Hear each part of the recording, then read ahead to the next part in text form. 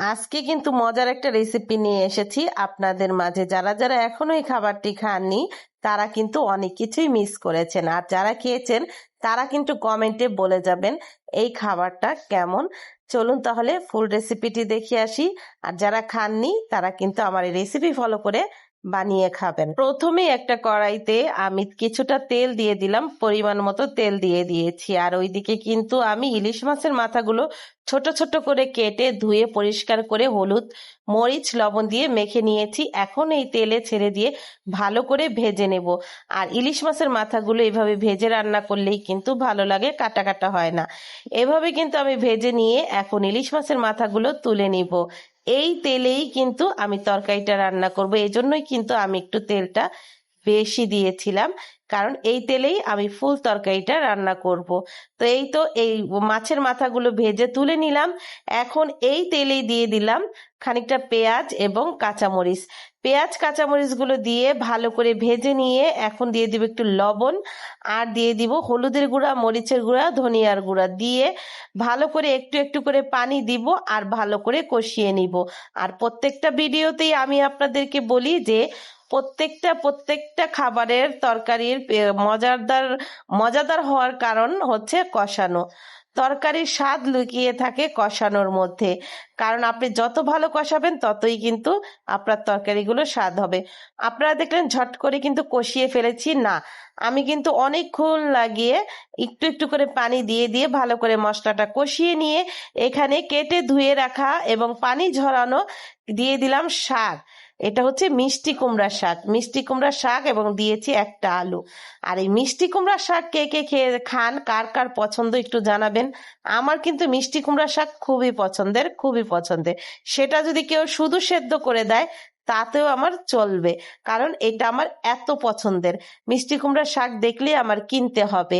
তো আমার আমার কিন্তু একটা ব্লগিং পেজ আছে, যেটার নাম হচ্ছে আখি দোলন লাইফস্টাইল। ওখানে কিন্তু আমি দেখিয়েছিলাম এই শাকগুলো আমি কোথা থেকে এনেছিলাম। যে দেখে আসবেন আর আমার ফেসবুক পেজটা ফলো দিয়ে আসবেন। ওটার নাম আমি আবার বলে দিচ্ছি, আখি দোলন লাইফস্টাইল। সেই লাইফস্টাইলে দেখিয়েছিলাম এই শাকগুলো আমি কোথা থেকে এনেছি। এই যে দেখেন কতগুলো শাক দিয়েছি না, এখন দেখেন একেবারে মজে একটুখানি হয়ে গিয়েছে। এখন আমি যেটা করব, ভালো করে নেড়ে চেড়ে মশলার সাথে শাকের সাথে ভালো করে নেড়ে নিব। আর এই নাড়তে নাড়তেই কিন্তু দেখবেন আবার ঢেকে দিলেই পানি উঠে যাবে। এই পর্যায়ে কিন্তু কোনো পানি দিবেন না, শাকের থেকেই কিন্তু পানি উঠবে। আর এই শাকের থেকে যে পানিটা উঠবে সেটা দিয়েই কিন্তু শাকগুলো সেদ্ধ হয়ে যাবে। আর এই তো আমি ভালো করে নেড়ে চেড়ে এখন আবার একটু ঢাকনা দিয়ে দিব। এই যে দেখেন ঢাকনা দেওয়ার পর খোলার পরে দেখি এই যে শাকের থেকে এই পানিগুলো উঠেছে। আর সত্যি কথা বলতে কি, আমার ওই দিনের মিষ্টি কুমড়া শাকটা ভালো ছিল না, এজন্য শাকটা তেমন মজেনি, কেমন জানি খড়খড়া ছিল। মনে হয় বেশি সার দেওয়া শাক ছিল, নয়তো বুড়ো হয়ে গিয়েছিল। তো যাই হোক, কিন্তু এমনিতেই কিন্তু মিষ্টি কুমড়া শাক আমি রান্না করি যেটা কিনা একেবারে নরম হয়ে যায়, খড়খড়া থাকে না, তো খুবই ভালো লাগে। তো যাই হোক, তরকারিটা ভালো লেগেছিল কিন্তু শাকটা একটু খসখসা ছিল।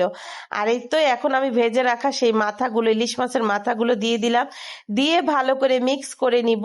মিক্স করে নিয়ে আবার একটু ঢেকে দিব, কারণ এই যে ঝোল দেখলেন না, এখানে কিন্তু একটু পানিও দেওয়া হয়নি। এই পানিটা কিন্তু সম্পূর্ণ শাকের থেকে উঠেছিল, কিন্তু শাকগুলো কিন্তু এখনো চেয়ে চেয়ে আছে, এমন লাগছে না। তবে শাকগুলো কিন্তু সিদ্ধ হয়ে গিয়েছিল। বললাম না ওই দিনের শাকটা আমার ভালো ছিল না, এজন্যই কিন্তু এমন দেখাচ্ছিল।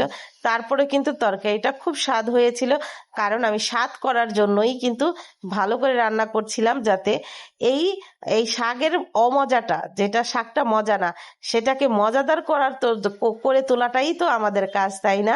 তো এখন কিছুটা দিয়ে দিলাম গুঁড়ো জিরা, তেলে নেওয়া জিরা, তেলে নেওয়া জিরার গুঁড়া, যেটা কিনা শুধু শুকনো তাওয়ায় তেলে তারপরে আমরা ভেজে গুঁড়ো করে একটু বয়মে রেখে দিই, কিছুদিন খাই আবার করে নেই। বেশি দিন রাখি না, অল্প কিছু দিনের জন্য করে রাখি। তবে এটা যদি টাটকা টাটকা করে দিয়ে তরকারি খেয়ে দেখবেন খুবই ভালো লাগে। আর ইলিশ মাছের সাথে কিন্তু জিরাটা একেবারেই প্রত্যক্ষভাবে মিলানো, মানে খালাতো ভাই আর চাচাতো ভাই যাকে বলে। যেমন ইলিশ মাছের সাথে জিরাটা খুব যায়। জিরা বাটাটা যখন আমার মা খালাদের দেখতাম ইলিশ মাছে কাঁচা জিরা বেটে তারপর তরকারিতে দিত, তরকারি রান্না করত। আর তখনকার ইলিশ মাছের যেই ঘ্রাণ ছিল একেবারে, মানে ওইটা দিয়ে রান্না করলে খুব ভালো লাগতো। তা আমি কিন্তু সেটা ফলো করি। হয়তো বা কাঁচা জিরা দেই না, কিন্তু টালা জিরাটা দেই। জিরাটা দিলে ইলিশ মাছের তরকারিতে আমার কাছে খুবই ভালো লাগে। এই তো আমার শাকের তরকারিটা হয়ে গিয়েছে। এভাবে শাক রান্না করে খেয়ে দেখবেন। ইলিশ মাছের মাথাটা ভেজে নিলে তরকারিটা কাটা কাটা হয় না, খেতে কিন্তু মজা লাগে। আজকের রেসিপিটা আপনাদের কাছে কেমন লেগেছে জানাতে ভুলবেন না। আর এমন নিত্য নতুন রেসিপি পেতে আমার চ্যানেলের সাথেই থাকবেন। যারা যারা এখনো মিষ্টি কুমড়া শাক খাননি, এভাবে রান্না করে খাননি, আমার এই রেসিপি ফলো করে রান্না করে খেয়ে দেখবেন।